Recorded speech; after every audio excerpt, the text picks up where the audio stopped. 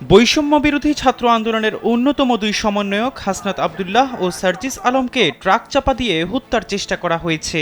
বুধবার চট্টগ্রাম কক্সবাজার মহাসড়কের চুন্তি ইউনিয়নের হাজী রাস্তার মোড়ে সন্ধ্যা 7:30টার দিকে এই হত্যা চেষ্টার ঘটনা ঘটে।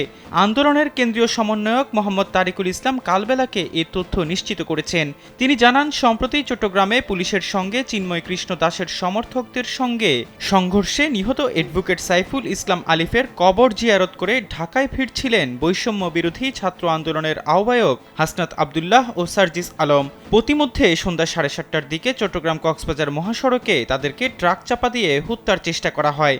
আহমদুল্লাহ সাকিব নামে এক ব্যক্তি তার ফেসবুকে দেয়া এক পোস্টে জানান, দুর্ঘটনার সময় তারা বাইক দিয়ে আটকানোর চেষ্টা করলে তাদেরকেও চাপা দেয়া হয়। যমুনা স্মার্ট রেফ্রিজারেটর, স্মার্ট লাইফে স্মার্ট রেফ্রিজারেটর। এ সময় দুর্ঘটনায় দায়ী ট্রাকের ড্রাইভার ও হেলপারকে চট্টগ্রাম লোহাগাড়া থানায় নেওয়া হয়েছে বলেও পৃথক এক ফেসবুক পোস্টে জানান তিনি।